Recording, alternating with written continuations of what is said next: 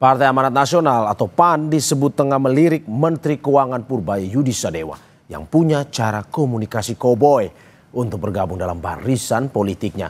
Lantas apa yang membuat PAN melirik Menkyu Purbaya dan apakah ini langkah strategis PAN untuk menghadapi pertarungan politik di 2029? Akan kita bahas bersama pakar komunikasi politik Universitas Padjadjaran Kunto Adi Wibowo. Selamat pagi Mas Kunto. Selamat pagi Mas, apa kabar? Terima kasih Mas sudah bergabung di Dialog Sapa Indonesia Pagi. Sebenarnya kami juga sudah menghubungi perwakilan dari Partai Amanat Nasional tapi masih terus menunggu konfirmasinya. Sebelum itu kita berdua dulu Mas Kunto terkait dengan gaya politik Menkyu Purbaya ini.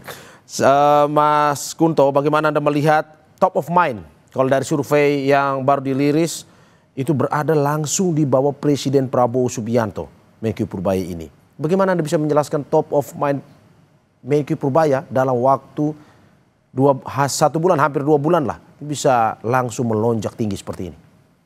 Ya, Pak Purbaya memulai karirnya sebagai Menteri Keuangan ini dengan banyak kontroversi gitu Mas. Sehingga orang jadi penasaran siapa sih ini Purbaya ini. Tapi menariknya kontroversi-kontroversi itu sesuatu yang mengejutkan itu bisa kemudian di-framing secara positif oleh Pak Purbaya dan timnya gitu. Sehingga akhirnya kesukaan publik dan tadi popularitas itu juga naik gitu. Sehingga kita bisa lihat di survei kenapa akhirnya Pak Purbaya bisa menduduki atau paling tidak memperoleh popularitas yang cukup tinggi dari hasil-hasil survei. Yang kedua, kalau menurut saya ini juga tidak lepas dari kesempatan yang diberikan oleh Pak Prabowo kepada Pak Purbaya. Saya ingat waktu 1 tahun peringatan 1 tahun kepemimpinannya Pak Prabowo pidato dan menganalogikan kabinetnya atau timnya itu seperti tim sepak bola gitu kan. Jadi ada yang dipasang sebagai striker, gelandang, back, dan bahkan ada pemain cadangan. Nah, sekarang Pak Purbaya mungkin dipasang sebagai striker oleh Pak Prabowo sehingga dia bisa mengacak-ngacak di mana-mana gitu Mas. Dan kemudian gerakan tanpa bolanya juga lumayan cantik lah gitu. Sehingga saya melihat dengan kesempatan yang diberikan oleh Pak Prabowo ini sangat dimanfaatkan oleh Pak Purbaya untuk mendapatkan dukungan yang lebih. Dan kemudian memang kita punya masalah dengan trust atau kepercayaan dengan pemerintah setelah demonstrasi besar akhir Agustus awal September kemarin. Pak Purbaya dipasang salah satunya mungkin tugasnya mengembalikan kepercayaan publik terutama di sektor fiskal dan keuangan, dan ini secara baik dilakukan oleh Pak Purbaya. Paling tidak kita bisa baca indeks saham, indeks investasi kita juga katanya semakin membaik kan gitu. Jadi menurut saya ini 3 hal yang akhirnya berkontribusi penting terhadap lonjakan popularitasnya Pak Purbaya gitu Mas. Oke, berarti Anda mau bilang bahwa gaya koboi Pak Purbaya ini positif sebenarnya di mata masyarakat walaupun sebenarnya ada kritik juga terhadap gayanya ini. Ya nggak mungkin menyenangkan semua orang kan Mas. Ya. Itu yang pertama. Yang kedua, Pak Purbaya mengkritiknya bukan ke rakyat tapi ke elit-elit yang lain, dan ini sangat disukai rakyat. Ini kan bentuk populisme ya Mas ya. Bentuk populisme politik ya salah satunya dengan berada di barisan rakyat kemudian mengkritik elit-elit yang lain, dan itu dilakukan secara brilian oleh Pak Purbaya kalau menurut saya.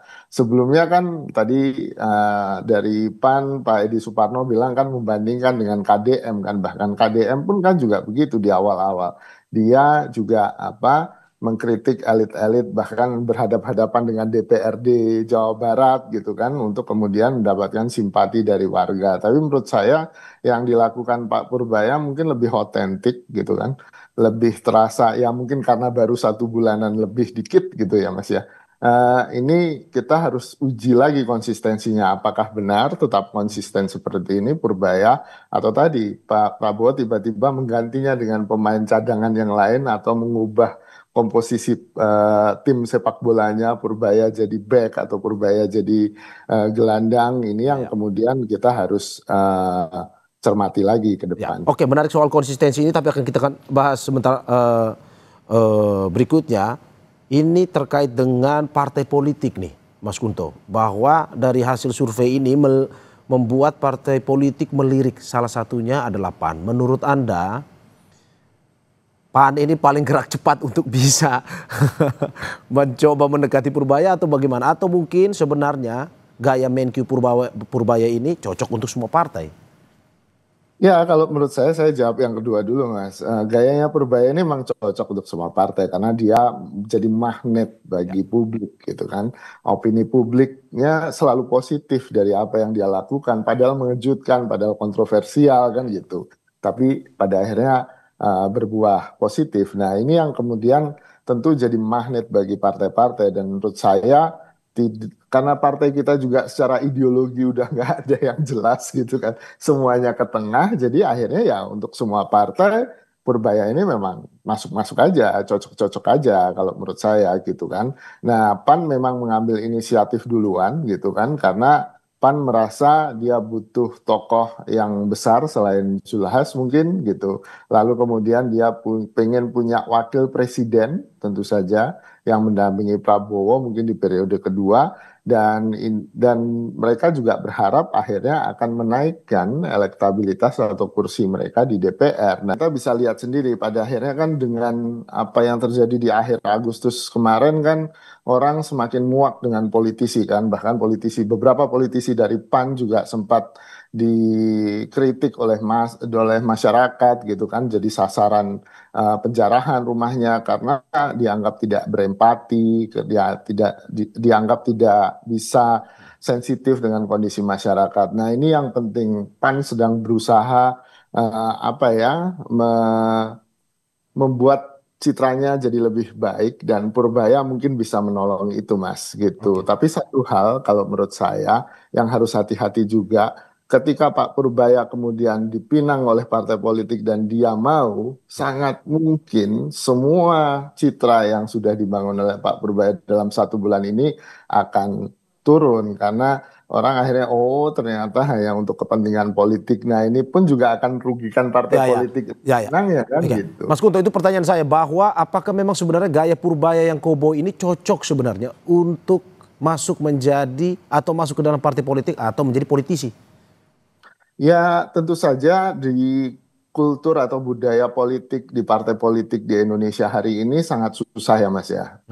Budaya partai politik di Indonesia hari ini mau tidak mau harus diakui sangat bergantung atau nilai yang paling besar adalah loyalitas gitu.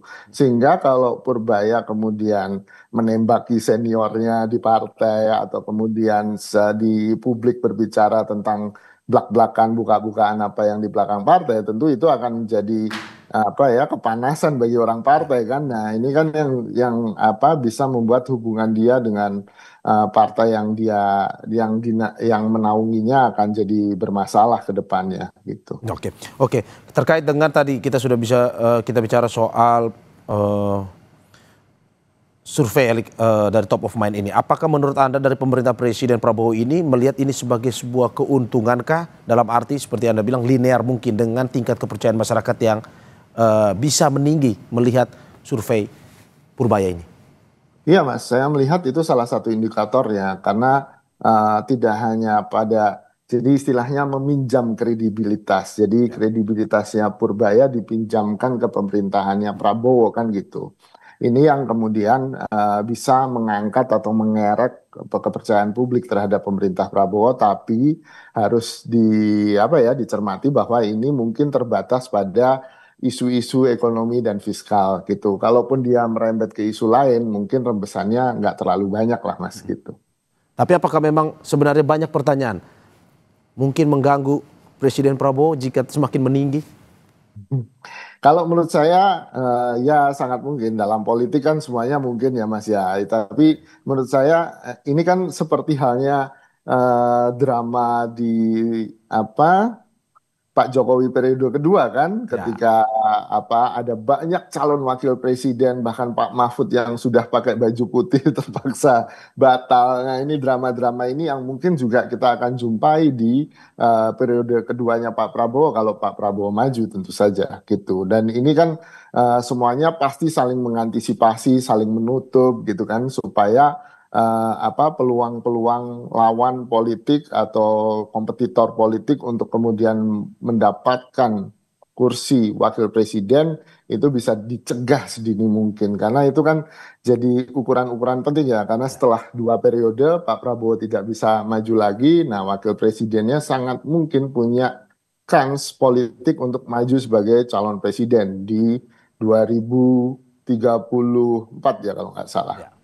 Oke, oke Mas, ini kita berandai-andai. Jika top of mind ini bertahan hingga 2027 atau 2028 lah, dengan PAN yang paling saat ini yang paling melirik untuk bisa bergabung, mengajak bergabung Purbaya. Menurut Anda proyeksinya akan kemana? Apakah mungkin PAN akan berani untuk melawan presiden atau kemana Purbaya ini proyeksinya? Iya, kalau menurut saya, kalaupun ke partai manapun, kecuali ke PDI Perjuangan ya Mas ya, posisinya Pak Purbaya pasti akan sebagai calon wakil presiden, bukan Oke, sebagai wakil presiden ya, bukan head to head ya, dengan Presiden Prabowo ya nanti ya 2029.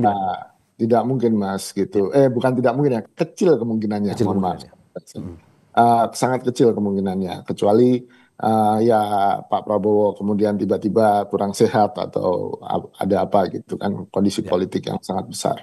Tapi kecil kemungkinannya Purbaya menjadi calon presiden ya. gitu, dipinang oleh partai manapun ya Mas ya. Mm. Dan ini menurut saya kan tadi problemnya adalah problem apakah tahan-tahanan kan, apakah Purbaya menahan diri untuk kemudian bekerja dengan alasannya bekerja, tentu saya fokus dalam pekerjaan, fokus dalam teknokratismenya, lalu kemudian dia akan mempertinggi value-nya sampai di ujung dia bisa punya bargaining position yang paling enak dengan partai politik. Atau sebaliknya, partai politik ingin mengeram dia sekarang gitu kan, mumpung masih muda nih, harganya belum mahal gitu kan, cepet-cepetan dapat Purbaya, kalaupun nanti ternyata buahnya nggak bagus kan juga nggak rugi juga gitu. Ya, ya. Itu yang menurut saya strategi PAN yang dilakukan saat ini. Oke, berarti ini ke depan ya 2029 tetap bersama Presiden Prabowo, tetapi yang diincar kursi wakil presiden. Kalau menurut analisis Anda seperti itu ya.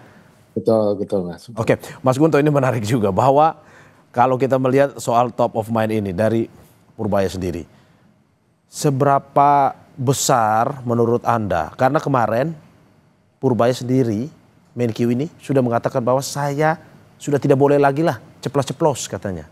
Apakah mungkin karena survei ini pada akhirnya ya ditahan juga Purbaya, jangan terlalu ini juga ceplos-ceplos atau mungkin menyerang yang lain. Kalau menurut Anda seperti apa? Ada hubungan nggak sebenarnya? Ya, kalaupun ada kontribusi sebenarnya nggak signifikan sih Mas Ya, gitu. ya, Kontribusinya tidak besar hasil survei ini terhadap pernyataannya Pak Purbaya bahwa dia diperintah untuk tidak ceplas-ceplos gitu kan. ya, ya, Banyak banyak masalah lain yang diungkap oleh Purbaya ke publik gitu kan. Salah satunya soal kereta cepat yang kemudian bergulir ke ya. KPK gitu kan. Yang mungkin itu juga diminta ditahan oleh Pak Prabowo ataupun orang-orang di sekitar Pak Prabowo Ya, yang dekat dengan Pak Prabowo. Kalau menurut saya itu malah lebih mungkin daripada spekulasi hasil survei ini gitu. oke, oke, oke. Terima kasih Pak Komunikasi Politik Universitas Padjadjaran, Kuto Adi Wibowo atas apa yang disampaikan. Ya semoga tokoh-tokoh terbaik Indonesia pada akhirnya ujung-ujungnya untuk bisa bersama-sama membangun negara kita. Ya Mas Gunto, kita harapkan Ya. itu. Terima kasih sekali lagi Mas Gunto, sehat-sehat selalu. Sehat-sehat Mas.